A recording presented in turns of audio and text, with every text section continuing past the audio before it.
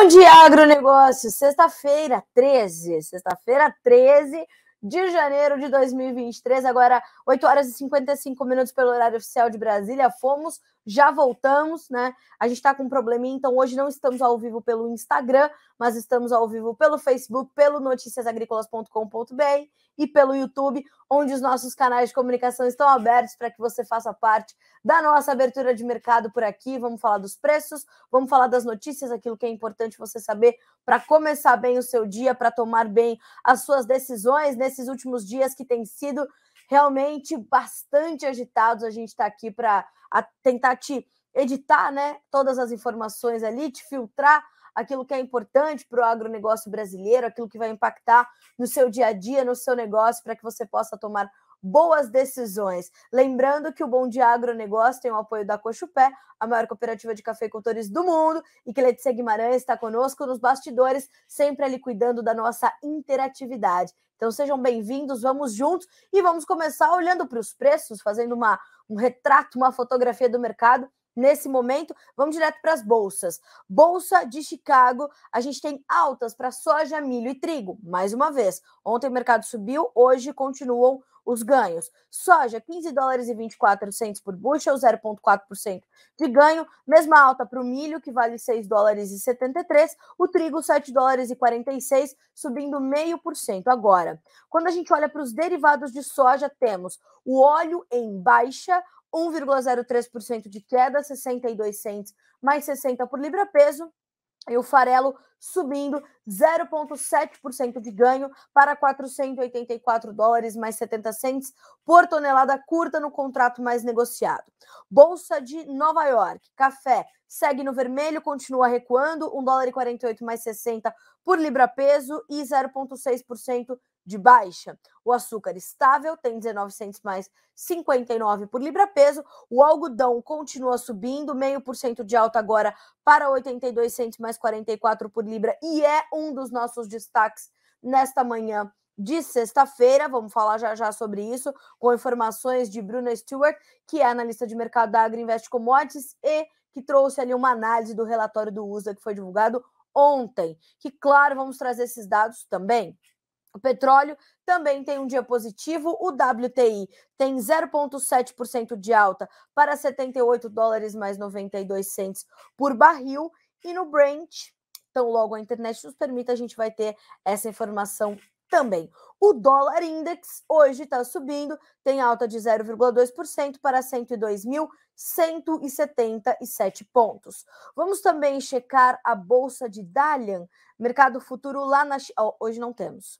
Hoje não temos o fechamento, mas a gente já vai trazer mais informações sobre a abertura do financeiro, análise de Eduardo Vanin, analista de mercado da Agriinvest Commodities. Agora são 8 horas e 58 minutos pelo horário oficial de Brasília. Senhoras e senhores, a gente separou aqui algumas manchetes que, claro, ainda trazem um reflexo, né, dos relatórios que foram divulgados ontem. Ontem foi dia de Conab, foi dia de USDA, foi dia de Bolsa de Cereais lá na Argentina. Então a gente teve uma bateria de dados, uma bateria de números para o mercado continuar digerindo nessa sexta-feira.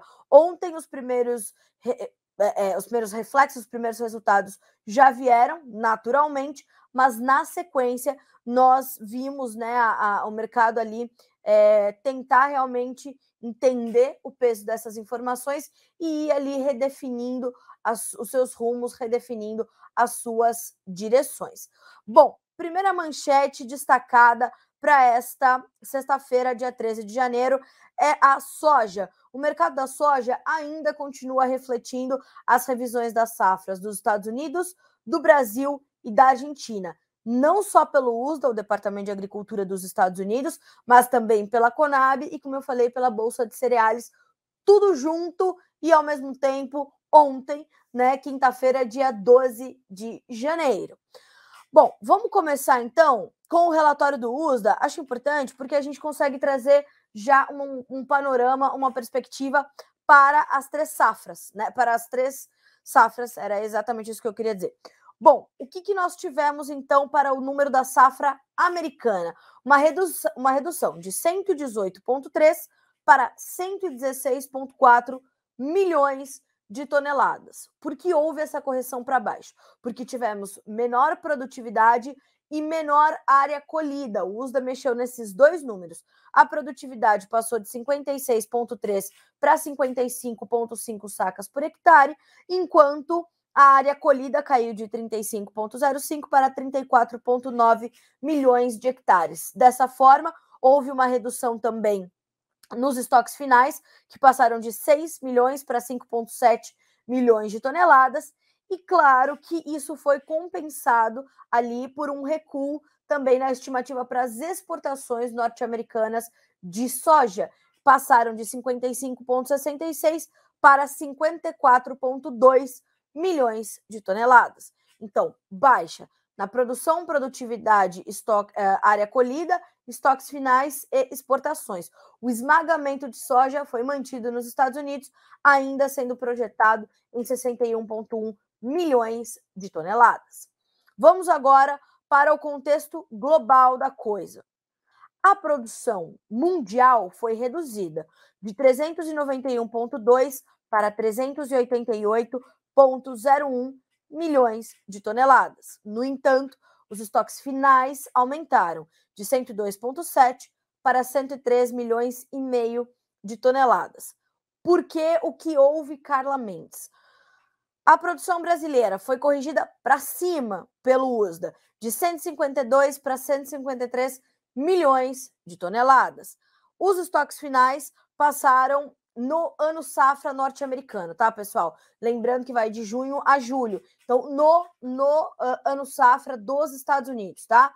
31,7 para 33 milhões e meio. E as nossas exportações, esse é um número importantíssimo, 91 milhões de toneladas sendo estimadas para as nossas exportações. O número anterior era de 89 milhões e meio. Agora, a gente precisa lembrar o seguinte, que nós temos o ADI do USDA sendo divulgado na semana passada, estimando as nossas exportações em 97 milhões de toneladas, mas o número oficial do USDA, a estimativa oficial do USDA, se alguém te perguntar quanto o USDA está estimando para as exportações brasileiras, 91 milhões de toneladas. Ótimo. Para a Argentina, qual é o quadro que nós temos? A safra sendo corrigida para baixo, de 49 milhões e meio para 45 milhões e meio de toneladas. Uma pequena correção nos estoques, uma baixa nas exportações de 2 milhões, passou de 7,7 para 5,7 milhões de toneladas, e o esmagamento argentino também caiu.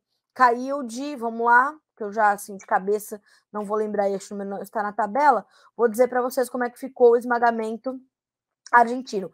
Caiu de 51, né? Não, perdão, de 31 ponto... Olha que eu não enxergo. Agora encontrei. Passamos de 39,8 para 38 milhões de toneladas. Então, esmagamento argentino caindo 1 milhão e quase 2 milhões de toneladas. Então, a gente tem ali um número que vai exigir do Brasil mais produção de derivados, maior produção de farelo e óleo, porque teremos uma redução de esmagamento do maior exportador global de derivados de soja. Então, esse foi um outro número importante e o mercado esteve atento a isso também. Então, o mercado ainda está reagindo a esses números. Citei o USDA, a Conab. Como é que trouxe a safra de soja? Para baixo. O número anterior da Conab para a nossa safra era 153 milhões e meio de toneladas. A Conab apontou um novo número ontem de 152,7. Então, reduziu quase 1 milhão de toneladas. E a Bolsa de Cereais da Argentina cortou ali também a produção de 48 milhões para 41 milhões de toneladas. Então, tirou 7 milhões de toneladas da safra argentina a Bolsa de Cereais. Então, percebam, o mercado ainda está reagindo a estes números, ainda está reagindo aos números da oferta, que mostram, que sinalizam uma oferta global menor, estoques menores nos Estados Unidos, estoques que, apesar do leve aumento, os estoques globais, eles não tiveram também grande mudança para mudar drasticamente o quadro de oferta e demanda. Todavia, porém, contudo, entretanto, nós temos que lembrar que, olhando para estes números, principalmente do Brasil, da Argentina também, óbvio, 45 milhões e meio de toneladas não conseguirão colher. Os 41 milhões de toneladas da Bolsa de Cereais, também imagino que não. Os especialistas, analistas e consultores de mercado falam de, no máximo, estourando 40 milhões de toneladas para a Argentina. Então, ainda temos espaço para correções nestes números. Ainda temos espaços para revisões nas estimativas da produção argentina. Então, isso vai continuar dando espaço para o mercado reagir. Por isso, nós temos, neste momento, altas que variam de 3 a 6,5 pontos na Bolsa de Chicago, mas também porque ontem subiu quase 30%, né? O mercado subiu quase 2% ontem, depois da divulgação desses números. Foram números que foram se acumulando do lado positivo, com a redução da oferta, puxando a soja para cima. Para o Brasil, a situação não é diferente. Nós, inclusive, fizemos uma matéria específica sobre isso, comparando os dados da Conab com os dados do USDA para a safra brasileira, com vários especialistas. Nós ouvimos Vlamir Brandalize, consultor da Brandalize Consulting, ouvimos Ginaldo Souza, diretor-geral do Grupo Laboro, ouvimos Ronaldo Fernandes, analista de mercado da Royal Rural, e ouvimos também Aaron Edwards, direto dos Estados Unidos, consultor de mercado da Roach Ag Marketing, além de Enio Fernandes, que deu entrevista ao Alexander Horta no final do dia, no fechamento do mercado da Terra Agronegócios. Todos eles foram convergentes e tiveram uma fala bastante alinhada. Os dois números, USDA e Conab, vieram muito otimistas para a safra brasileira. Não devemos alcançar nem 152,7, nem 153 milhões de toneladas. São números muito altos. Seu Ginaldo, por exemplo, acredita numa safra de, no máximo, 151 milhões. Para o Vlamir, por exemplo, Vlamir Brandalize, a gente está ali 150 milhões de toneladas também no máximo. Mesma perspectiva do Aaron Edwards, que falou, olha, podemos até chegar nos 150 milhões, o que é muita soja, mas é um número muito ambicioso, né? E ele diz assim, ó, eu ficaria surpreso se a safra brasileira chegasse a 150 milhões de toneladas. Mas, ainda assim, se chegarmos aos 150 milhões, é um número que traz e confirma, chancela, a maior safra de soja da história do Brasil, da sojicultura brasileira. Então, a gente está falando ainda de uma safra grande, de uma safra cheia, de uma safra importante, né? Então, tudo isso está na conta. Tudo isso ainda está sendo digerido pelo mercado. E essas altas de hoje, elas são uma continuidade do movimento registrado na sessão anterior, mas elas são também essa expectativa de que o mercado vai ter menos soja. O clima na América do Sul continua sendo um vetor importante para esse mercado, ainda é o ponto central, é o ponto nevrálgico ali do mercado, a condição do clima por aqui. E o que acontece para o Brasil, né? Carla, o que tudo isso que você está falando significa para a formação do meu preço? Nós ainda temos um suporte vindo das preocupações com a América do Sul para Chicago, o que se reflete em preço melhor no Brasil. 2, os rumores de que a Argentina estaria comprando aqui, a quebra da safra deles e uma necessidade maior de farelo e óleo no mundo, porque vão reduzir o esmagamento na Argentina, terá menos soja para ser esmagada, a gente vai ter uma maior demanda dos nossos derivados. Não podemos esquecer que tivemos ali recorde nas nossas exportações de farelo e óleo no ano passado. O complexo soja fechou com recorde. Receita e volume. A soja em grão, não. Mas farelo e óleo, sim. O complexo, sim. Tá? Então, nós temos ali. Isso quer dizer que a nossa demanda interna, portanto, também deverá ser aquecida, porque temos aí essa necessidade de atender não só a nossa demanda, o nosso abastecimento interno, mas a demanda para exportação e combinadas teremos duas demandas fortes, portanto, pela soja brasileira. Mais do que isso, os prêmios subiram nesses dias com esses rumores das compras argentinas. Então, perceba como a gente tem ali um combinado de coisas para dar espaço para margens que ainda estão aí para o produtor brasileiro. Elas são menores, inevitavelmente, do que as da safra passada, que foram muito altas, até porque os custos de produção da safra 22-23 foram maiores este ano, né, na produção, nessa atual safra que estamos colhendo agora. Fora que temos também esse probleminha, atraso na nossa colheita por conta do excesso de chuvas. Então, são preocupações bastante sérias, tá? E a gente está trazendo tudo isso para vocês por aqui, porque isso é o que vai formar o teu preço a partir desse momento. Agora, não se esqueçam, e esse vai ser um dos nossos destaques também, mas a gente precisa pontuar em cada mercado, que o dólar está enlouquecido, completamente volátil. No começo do mês, subiu agressivamente, com toda a incerteza trazida pelo novo governo Lula, pelo ministro da Fazenda, Fernando Haddad, que não tem a experiência necessária para a pasta.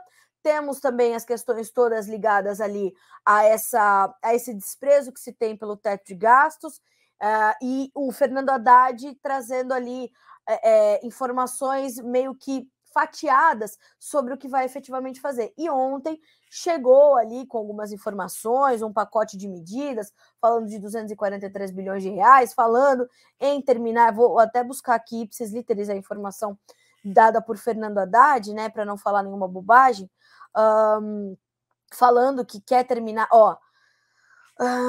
fechar o ano com um déficit primário inferior a 1% do PIB é bastante realista, diz Fernando Haddad. Haddad diz que reoneração de combustíveis está na planilha da Fazenda, mas será decidida depois. Depois é quando Jean Paul Prats assumir a Petrobras. Ele detalhou isso também, né, que ele quer saber como é que vai ser essa política de preços.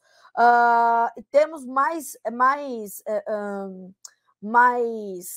declarações de Haddad, Haddad apresenta plano de ajuste de 242,7 bilhões, que levaria contas de 2023 ao azul. Ele diz que ainda vai equilibrar as contas do Brasil neste ano. Então, essas informações trouxeram, claro, mais confiança ao mercado, naturalmente. As informações também, as medidas apontadas pela ministra Simone Tebet também deram espaço a esse movimento, e o dólar, então, a Bovespa subiu e o dólar caiu, né? Então, nós temos também essa informação, e vamos ver aqui os 5 primeiros... Não, a gente vai falar sobre isso já já. O importante é que vocês saibam, né, que nós temos, então, esse dólar intensamente volátil, e ontem as altas todas que foram registradas pela soja na Bolsa de Chicago foram corrigidas pelo dólar, neutralizadas pelo dólar, e o dia foi de poucos negócios para nós aqui no mercado brasileiro. No entanto, olha a informação como ela é, como sempre é preciso a gente aprofundar a análise, né, aprofundar a conversa. Conversando com o Vlamir Brandalize no final do dia de ontem, ele me disse o seguinte: nós podemos não ter muitos negócios atrelados a valor, dinheiro, vende a soja, é pago e vida que segue. Não. Pode ser que nesse ponto realmente esteja mais travado, mas quando a gente olha para a relação de troca, os negócios para compra de insumos, o Brasil rodando, o Brasil do agro, a economia do agro fazendo a roda da economia girar. Maravilhoso. O Vlamir falou, a gente está fazendo bons negócios na troca para a safra 23-24, o produtor está sabendo aproveitar esse momento, o produtor está colocando isso na tua gestão e está fazendo venda para trocar por insumo para a safra nova. Então, atenção, busque os seus profissionais de confiança para fazer esse exercício, de entender se esse momento é bom para você também. Inclusive, meu amigo Jefferson Souza, analista de mercado da Agriinvest Commodities, ele já vem trazendo alertas essa semana sobre as baixas no preço da ureia, que tem trazido também boas condições ali para a formação do preço. E olha só, se você não segue ainda, inclusive, o Twitter do Jefferson, tá perdendo tempo, porque ali ele traz muitos insights importantes do mercado de fertilizantes. E @SouzaJeffs. Eu vou deixar para vocês aqui no Instagram e o perfil dele no Twitter, mas ele tá também, vocês podem procurar por Jefferson Souza e vocês vão achar ele também no Instagram, trazendo muitas informações, como são boas as informações, como sempre, partidas da Agriinvest Commodities. E olha só o que nos diz o Jefferson. Mais uma boa notícia para a ureia. Os preços em reais por tonelada do fertilizante já estão na faixa, de R$3.000 por tonelada, ou seja, mínima desde setembro de 2021. Olha aí a boa notícia. Então, atenção a você que está terminando de comprar seus insumos para a safrinha, se não terminou, para a safrinha que está começando. Se não terminou de comprar, talvez seja bom momento. Se já comprou tudo, fique atento à formação dos preços. Porque esta é a nossa próxima manchete. Vamos falar agora do mercado de milho. O que está acontecendo no mercado do milho? Ontem, os números também vieram muito impressionantes. O USDA reduziu todas as informações, todos os números do milho no quadro norte-americano. O mercado explodiu, fechou com mais de 2% de alta na Bolsa de Chicago e hoje dá continuidade a esse movimento. Então, olhando para os números do milho, quais foram os destaques? Safra americana caiu de 353,8 para 348,7 milhões de toneladas. A produtividade, no entanto, subiu. Mas a área colhida, como na soja, foi revisada para baixo. Caiu de 32,7 para 32,05 milhões de toneladas. Assim, os estoques finais também foram revisados para baixo, 31 milhões e meio de toneladas contra 31,9 milhões da safra anterior. E nós temos também uma correção das exportações. A gente tem visto uma demanda mais lenta, de fato, pelos grãos norte-americanos, tanto soja quanto milho. O milho, principalmente, tem uma distância muito grande do volume que já havia sido comprometido pelos americanos no mesmo período do ano comercial anterior. Então, tudo isso acumulado deu esse espaço para correção aí nas exportações. A estimativa caiu de 52,7 para 48,9 milhões de toneladas. A área colhida foi de 32,7 para 32,05 e isso deu espaço, portanto, para as altas que foram apresentadas ontem pelo mercado e hoje dando continuidade. Vamos dar uma olhadinha como é que estão os preços, efetivamente, né? Enquanto a gente está aqui conversando, a gente vai buscando as cotações para vocês em tempo real. Ó, milho hoje subindo de 2,5 a 2,75 nos principais contratos. Março, 6,73. Maio, 6,72. Julho, 6 dólares e 64. Setembro, 6 dólares e 15 centos por bushel. Não se esqueçam que, além da redução na safra americana, a Conab chegou mais cedo, reduzindo a safra brasileira de milho também. Assim como reduziu a safra de soja, reduziu também a safra de milho. E o USDA também promoveu uma redução na safra de milho do Brasil, de 126 para 125 milhões de toneladas, contabilizando safrinha, e onde é possível fazer terceira safra.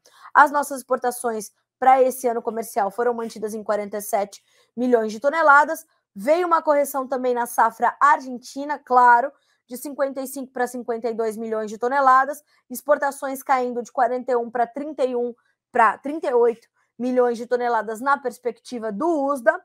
Houve uma mudança tímida, mas houve, nos números da Ucrânia, produção mantida em 27 milhões de toneladas, estoques finais recuaram de 6,9 para 5,4 milhões e as exportações foram elevadas em 3 milhões de toneladas, 17,5 para 20 milhões e meio de toneladas. Assim, no cômputo geral, o que a gente pode perceber para o milho? Menor produção global, menores estoques finais globais.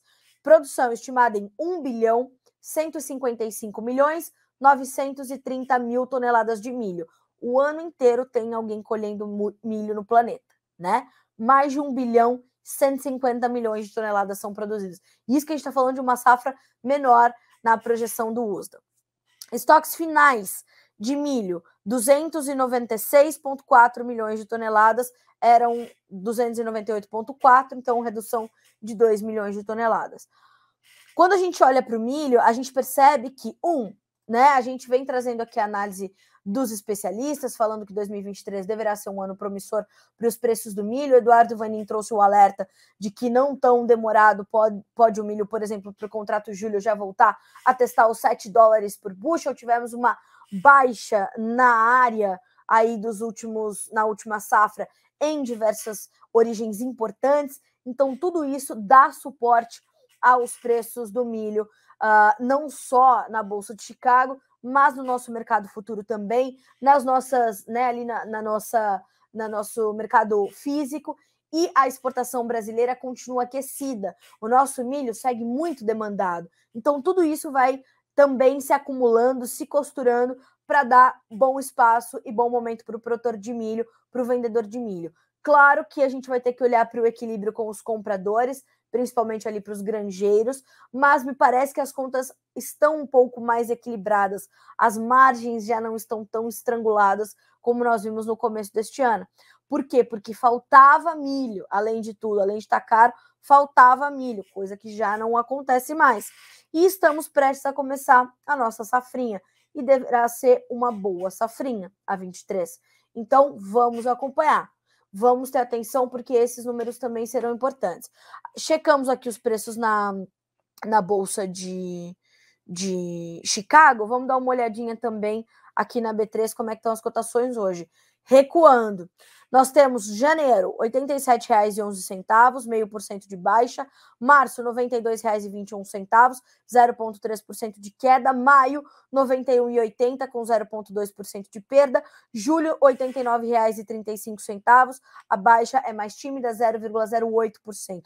E, segundo a Bolsa de Cereais de Buenos Aires, a Argentina vai plantar menos milho devido à seca. A gente deve ter uma condição que, inclusive, foi pontuada por um especialista argentino, o diretor da Global Tecnos lá, da Argentina, o Sebastián Gavalda, em entrevista ao Notícias Agrícolas, que nós devemos ter ali muitos campos fechados, abandonados, vazios, né, de soja e milho na Argentina por conta dessas adversidades climáticas. Os modelos de clima, eles continuam apontando essa dificuldade, né, das chuvas chegarem a essa condição dessas chuvas. Hoje eu já recebi a previsão climática aqui apurada pelo Grupo Laboro, do seu Ginaldo, que mostra que nós temos ali, para os próximos 10 dias, 13 a 23 de janeiro, ainda dificuldades de chuva na Argentina. Volumes bem tímidos, bem como no Rio Grande do Sul, no Paraná tem alguma coisa, Santa Catarina, mas também tímido. E o que nós temos? Mais chuvas sendo apontadas pelo modelo europeu do que pelo modelo americano, o GFS. Então, o comentário do seu Ginaldo sobre as questões de clima, aí vale para soja, vale para milho, são os seguintes. Estamos abrindo aqui, ó. O modelo GFS gerado na manhã de hoje e o modelo europeu gerado na madrugada indicam chuvas mais abrangentes na Argentina a partir do dia 20, depois do dia 20, tá? Então, o mercado está aí atento a esses modelos. Os modelos, eles são convergentes, mas vão apresentar uma ou outra mudança, uma ou outra diferença, mas esse é o quadro geral, é isso que nós temos neste momento, ok? Bom, agora são 9 horas e 23 minutos pelo horário oficial de Brasília. Vamos passar aqui pelos nossos comentários, né?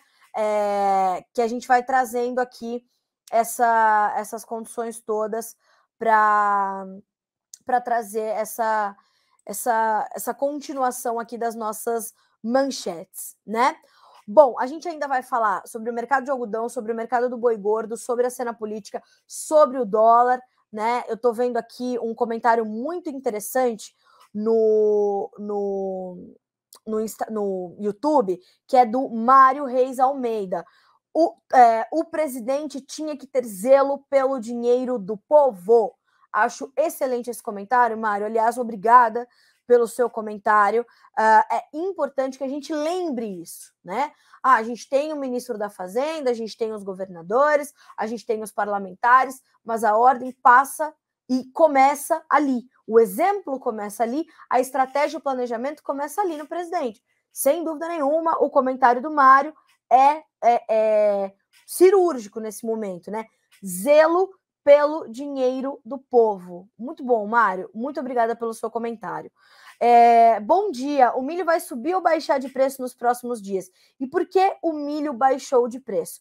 Bom, nós temos em andamento uma pressão que vem do dólar, nós temos também as condições ali de negócios mais tímidos neste começo de ano, nós temos a chegada, né, a proximidade do milho safrinha, né, do plantio da próxima safrinha, nós temos um bom volume sendo comercializado, mas negócios mais tímidos, então nós temos esta condição. O Socialist Farmer, que nós não sabemos ainda quem é, continua, né, conosco, que bom, estamos dando audiência, isso é importante, sinal de que as nossas informações são importantes para você, e eu fico feliz de saber disso. E eu vou buscar mais informações para ti sobre essas questões do prêmio do milho. Aqui de pronto eu não vou ter, mas vamos trazer, tá? Vamos buscar aprofundar um pouco mais. Vou até buscar aqui o último reporte do Vlamir Brandalize para saber se eu consigo te orientar um pouco em relação a isso.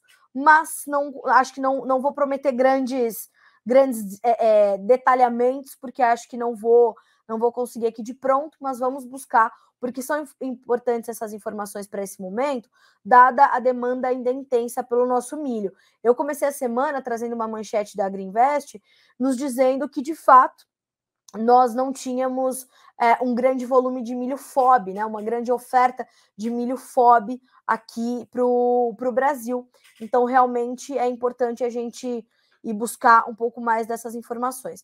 Não tenho, de fato, os prêmios aqui para o Brasil. Temos os prêmios dos Estados Unidos, que estão elevados, estão passando ali de $1, $1,20, né?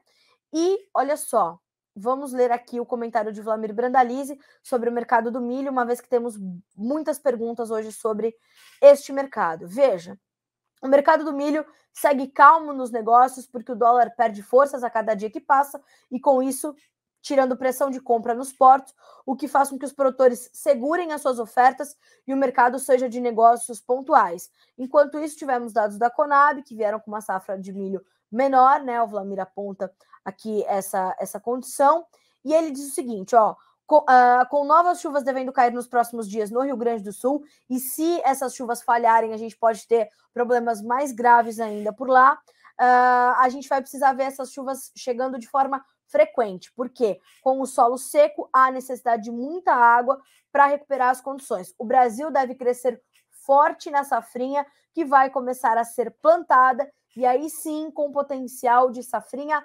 recorde, nos diz Vlamir Brandalize, tá?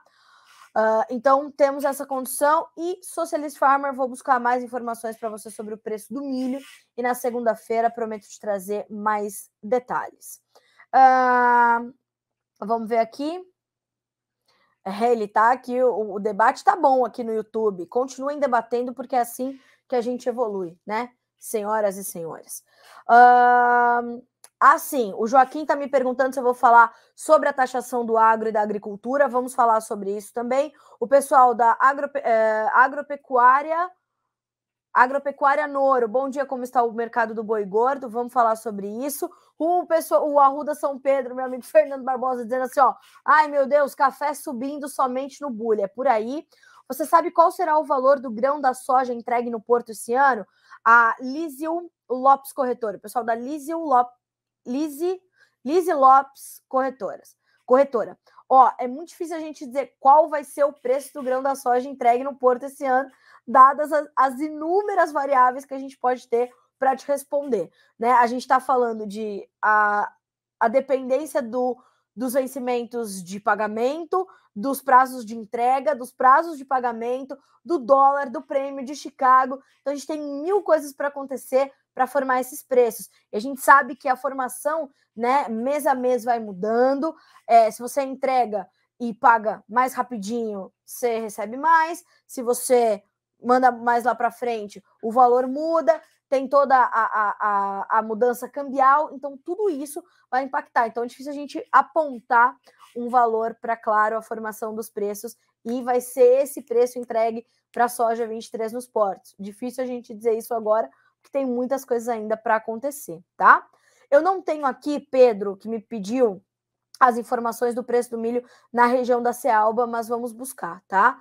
Vamos trazer mais informações para ti, então logo a gente já tenha estes números.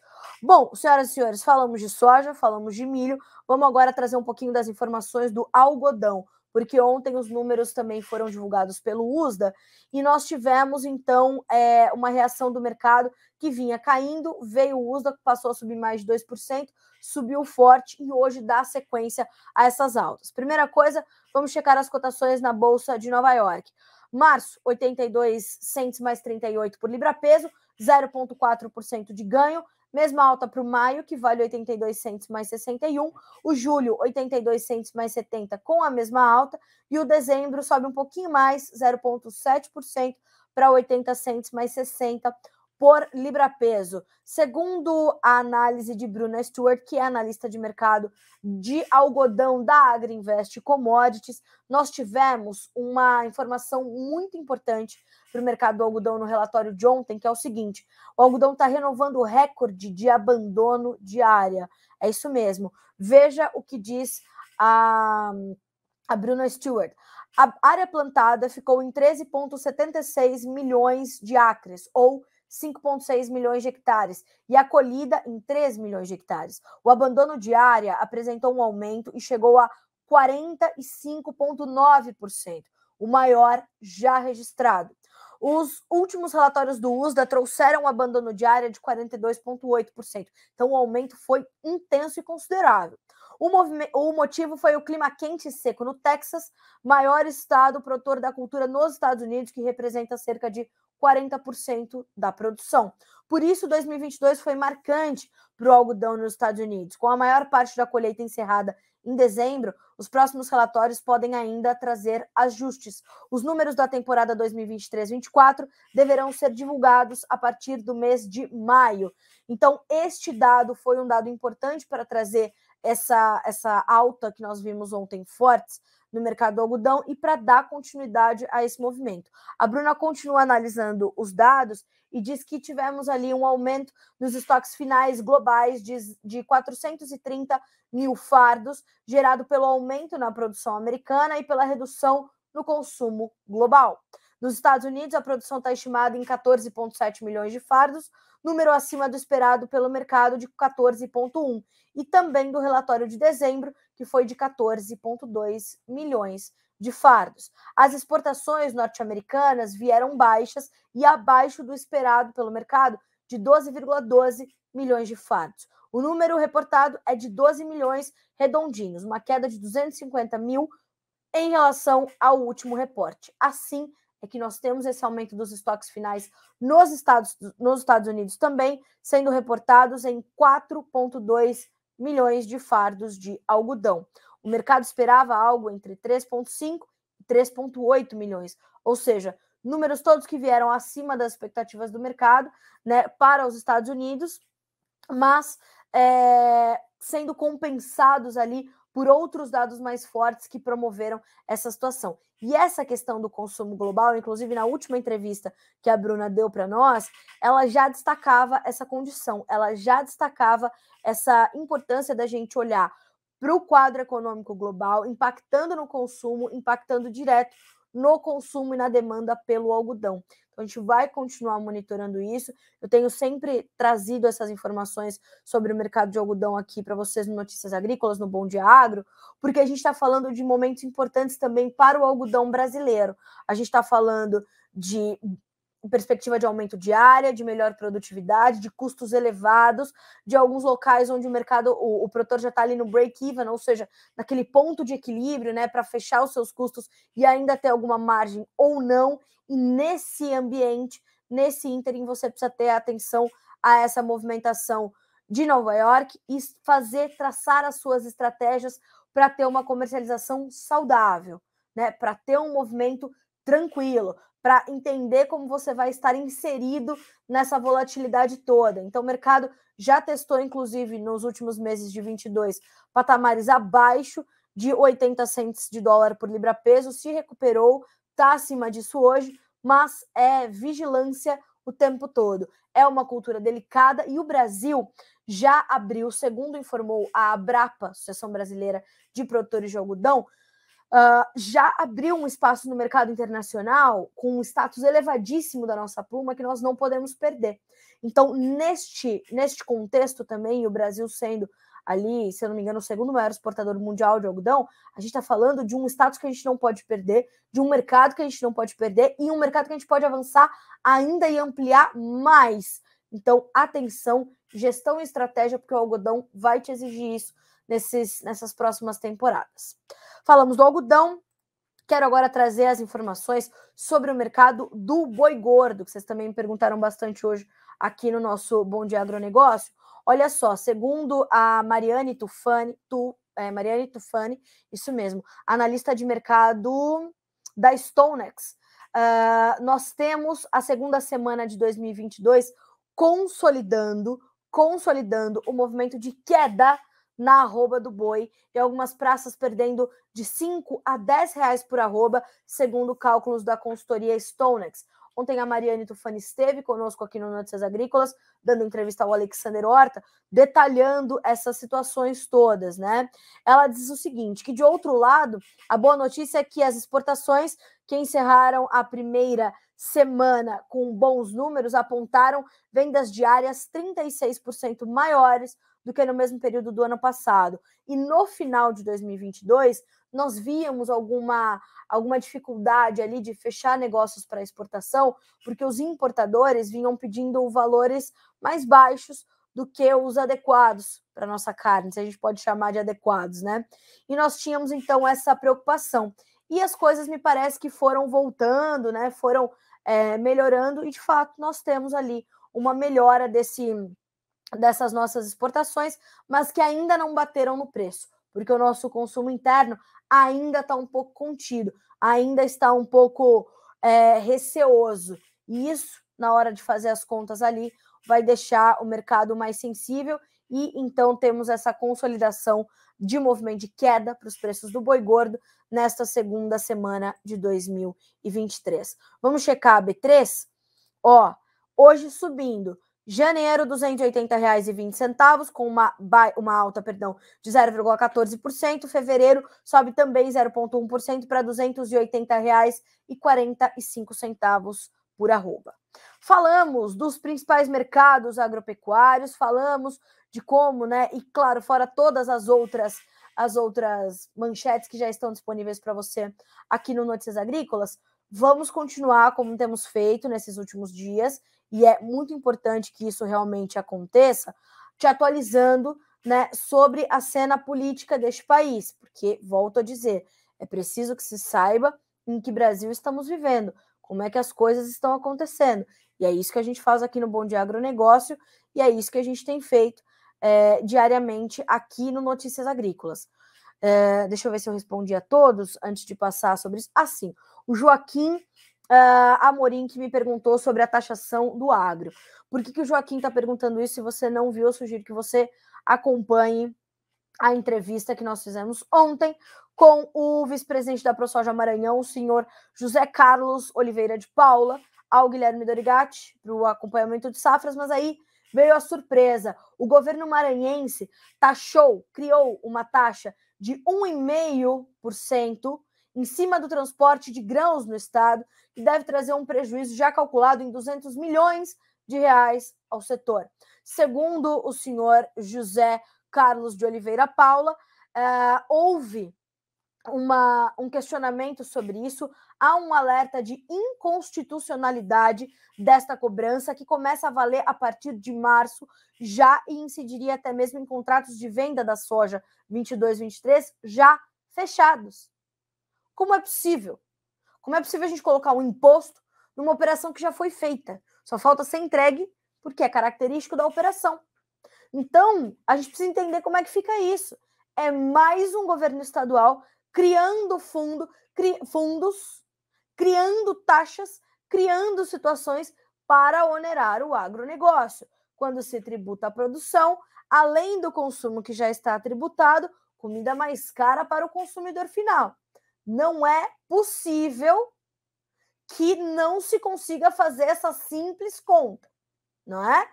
E o produtor, o vice-presidente da ProSoja chegou com esta notícia e disse: o novo governo deu um presente ao agro maranhense com uma taxa de 1,5% sobre o valor da nota fiscal, não é nem sobre o valor do frete. A gente não está contente com isso e estamos tentando debater e conversar com o governo, mas até o momento ele não quis conversar, só impôs essa taxa. Os produtores, os sindicatos e a ProSoja não concordam com isso, diz o vice-presidente da ProSoja Maranhão. Não houve nenhum estudo e é uma taxa inconstitucional, ele continua. As rodovias principais que cortam o estado e ligam os portos, principalmente de Itaqui, e as ferrovias, são todas federais. Foi mal estudada essa taxação. O governo teria que estudar um pouco mais e conversar com o setor, que é o setor que vem cada vez mais desenvolvendo o estado e agregando trabalho e renda para todos. A equipe do Notícias Agrícolas entrou em contato com a Secretaria de Comunicação do Estado do Maranhão para buscar um posicionamento referente a essa nota, a essa taxação. E em nota enviada pela Secretaria, o governo justificou a nova cobrança como o objetivo de financiar o planejamento, construção, ampliação, recuperação e a manutenção de rodovias estaduais. E confirma ainda que toda saída interna interestadual ou com destino à exportação de soja, milho, milheto e sorgo serão taxadas no momento do início da prestação do serviço de transporte. Então, a nota na íntegra está disponível para você aqui no Notícias Agrícolas. Todas as informações nos compartilhadas, né, pelo governo maranhense estão aqui. A opinião da ProSoja Maranhão também. E diz o seguinte, ainda a nota do governo do estado. Essa taxa vai financiar o FEPRO, Fundo Estadual para Rodovias do Estado do Maranhão, vinculado à Secretaria de Estado da Infraestrutura, que tem por objetivo financiar o planejamento, a construção, a ampliação, a recuperação e manutenção de rodovias e vias, né? Bom, o que é sabido? Que não foi tratado, né, não foi tratado com o setor essa taxação. O setor acordou e essa taxação já estava valendo a partir de março, mas a decisão já estava valendo. Nós temos essa condição posta para o Maranhão, estão nas tratativas das entidades de classe, como aconteceu em Goiás, como quase aconteceu no Paraná, e como outros estados já ventilam a possibilidade de taxar o setor produtivo. Vou voltar a dizer, bitributação. Tributa-se a produção, tributa-se o consumo, o consumidor final vai pagar comida mais cara, não tem como, está onerado, não é? O governador do Maranhão, o senhor Carlos Orleans Brandão Júnior, né, vamos ver se ele vai tratar de trazer essa situação, como é que vai ser. Ele é governador do PSB, Partido Socialista Brasileiro. Bom, respondendo então ao Joaquim, trouxemos essa informação sobre a taxação. Se você quiser mais informações, sugiro que você acompanhe esta entrevista, tá? Vou deixar o caminho para vocês aqui no Instagram, ó, menu vídeos soja, tá? Vai procurar pelo senhor, deixa eu buscar aqui, que eu, assim, né, vou falando tantos nomes e tantos números ao mesmo tempo. Vou deixar para vocês por aqui, ó. Pessoal, esse perfil com o qual eu comento com vocês aqui no Instagram, vou conversando por aqui, é mais um bracinho das nossas redes sociais. Já siga, tá, esse perfil, @jornalista Carla Mendes. Para quem seguia o @jornalista da soja, é o mesmo perfil, só mudamos que ali a gente está tratando de mais do que soja já, né? Então, começamos, e ali ainda estão concentradas as informações de soja também. Então, tá ali disponível para você acompanhar conosco aqui no nosso Notícias Agrícolas. Bom, como eu dizia, vamos agora atualizar a cena política deste país. É importante. Vamos começar pelo caso da Justiça Federal ter acolhido o pedido da AGU, Advocacia Geral da União, para decretar o bloqueio de 6 bilhões e meio de reais, 6 milhões e meio de reais, perdão, de suspeitos dos atos praticados, atos de vandalismo e violência praticados lá em Brasília. Segundo as informações das agências de notícias, a Justiça Federal acolheu o pedido da AGU para bloquear esse montante de 6,5 milhões em bens de supostamente 52 pessoas e 7 empresas que financiaram o fretamento de ônibus para os atos que aconteceram lá na Praça dos Três Poderes no último domingo, dia 8 de janeiro. De acordo com a AGU, o dinheiro deverá ser utilizado para reparar danos causados pela depredação de patrimônio público em caso de posterior condenação. Em caso de posterior condenação. Isso é seríssimo, realmente. A gente está falando de 6,5 milhões de reais de pessoas supostamente, de empresas que supostamente, né? 52 pessoas e 7 empresas. Essas são as informações que nós temos até agora, tá? As agências de notícias puderam apurar isso até agora. E veja só, com o auxílio de dados da ANTT, Agência Nacional de Transportes Terrestres, a lista dos alvos de bloqueio conta apenas com os que contrataram ônibus apreendidos transportando pessoas que participaram dos atos. Esses ônibus que foram apreendidos, volto a dizer, eles não tinham só vândalos, tá?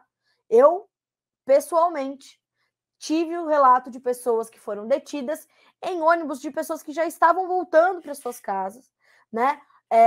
Famílias, crianças e pessoas que eu conheço dentro daquele ônibus que foram ali para se manifestar, né? E foram ali para dizer o que pensam, né? Para fazer o que há 60 dias as pessoas, os cidadãos de bem que estavam ali exercendo o seu direito constitucional de se manifestar, não fazendo bagunça, quebradeira, destruindo patrimônio histórico. Não, as pessoas estavam ali exercendo o seu direito da manifestação de forma pacífica e ordeira e foram presas, foram levadas a prestar depoimento na Polícia Federal. Então, a gente tem que ter muito cuidado com qualquer informação que a gente vá divulgar nesse momento. Então, estamos tentando entender o que acontece e vamos continuar monitorando. No pedido de cautela apresentado à Justiça, a AGU sustentou que os envolvidos devem responder pelos danos solidariamente com os depredadores efetivos nos termos do Código Civil, uma vez que, abre aspas, a aglomeração de pessoas com fins não pacíficos só foi possível graças ao financiamento e atuação das pessoas listadas no polo passivo, que culminou nos atos de vandalismo às dependências dos três poderes da República e no vultuoso prejuízo material causado aos prédios públicos federais, consubstanciado na quebra de objetos e itens mobiliários, a exemplo de computadores, mesas, cadeiras, vidros das fachadas e até a danificação de obras de arte e objetos de valores inestimáveis à cultura e à história brasileira.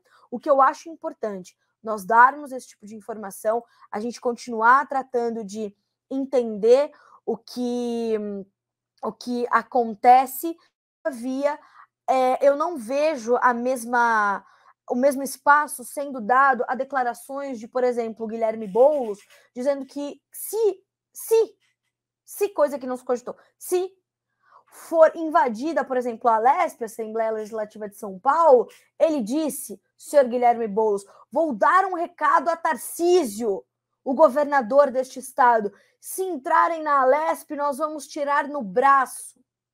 E numa outra circunstância, tendo invadido a Fiesp, ele e seu grupo disse à imprensa o que são algumas vidraças quebradas pelo montante que a Fiesp arrecada. Pelo amor de Deus, senhor Guilherme Boulos, daremos o mesmo destino aos vândalos. O mesmo tem que ser identificado, julgado, punido, condenado. Julgado e condenado. Este é o trâmite. Foi isso que lhe foi cobrado, não é? Então, temos sim que identificar os suspeitos, não temos que colocar todos no mesmo balaio, isso na minha modesta opinião. Seguimos com as nossas manchetes, tá certo? Vamos lá, então temos essa condição. A PGR, Procuradoria-Geral da República, pediu ao Supremo Tribunal Federal a abertura de um novo inquérito sobre os atos lá em Brasília. Serão investigados os possíveis executores materiais dos atos, autores intelectuais, financiadores e os agentes públicos responsáveis por omissões no último domingo. Se vão ser investigados os agentes públicos responsáveis por omissões, vão ter que investigar em todas as esferas, na esfera estadual e na esfera federal, porque também tinha gente ali que sabia. Então, temos que ter essa informação. Mas a PGR já pediu ao STF essa abertura de um novo inquérito. O pedido foi encaminhado pelo subprocurador-geral da República, Carlos Frederico Santos, coordenador do Grupo Estratégico de Combate aos Atos Antidemocráticos do órgão. A PGR solicita a abertura, na verdade, de 3 novos inquéritos, com o objetivo de sistematizar as investigações para garantir agilidade na apuração e nas apresentações de denúncias nos casos em que ficar garantida, ficar comprovada a prática de crime pelos envolvidos. Com esse novo pedido, a PGR dividiu a apuração de atos de vandalismo em 4 linhas de investigação. Serão investigados os possíveis executores materiais dos atos, autores intelectuais, financiadores e os agentes públicos responsáveis pela omissão.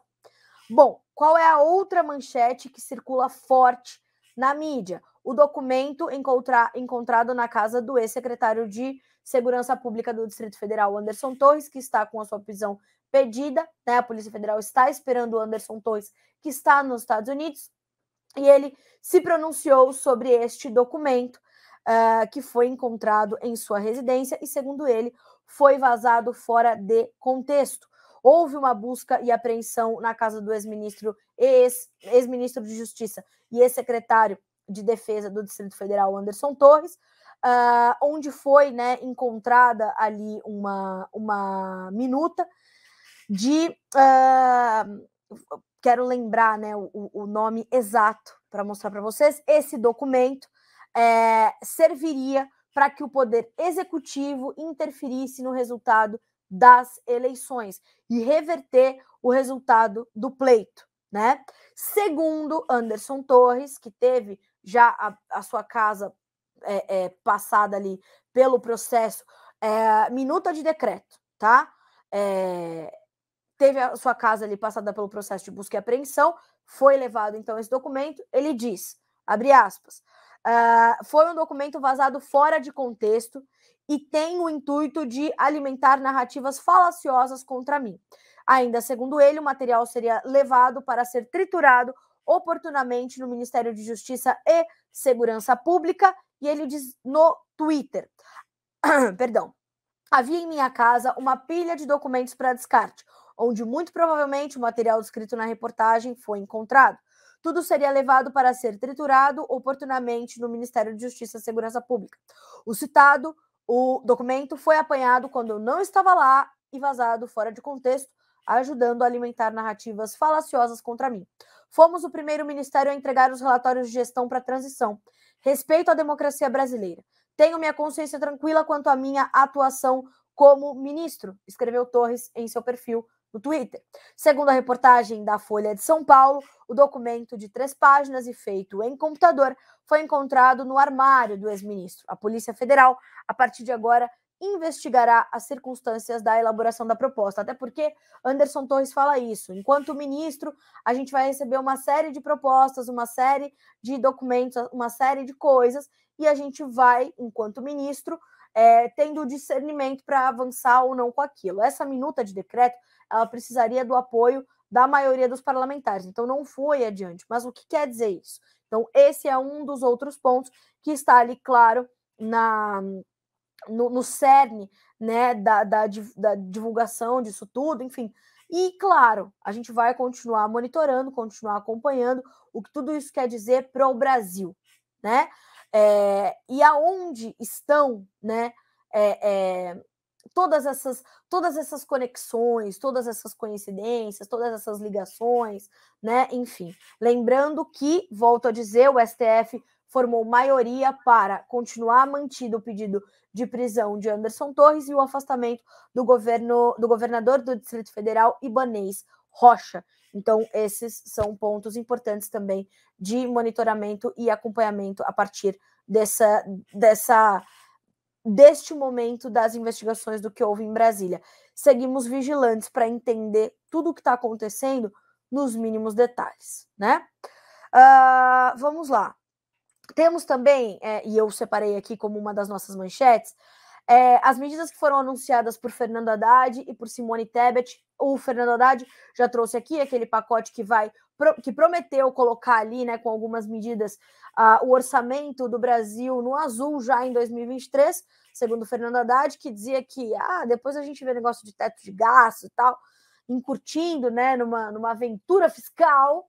Agora, o Fernando Haddad quer trazer outras formas de avançarmos com as nossas contas e de trazer equilíbrio fiscal ao país. Vejamos o que será efetivo, o que será realmente colocado em prática. E também Simone Tebet formou a sua equipe, trouxe ali os seus secretários, anunciou os 5 primeiros nomes, né, para o Ministério do Planejamento. São 3 homens e 3 mulheres, incluindo a ministra, e segundo ela, quer trazer equidade de gênero à pasta. Em sua fala, Tebet disse, abre aspas, nossa prioridade é gastar bem o pouco que se tem.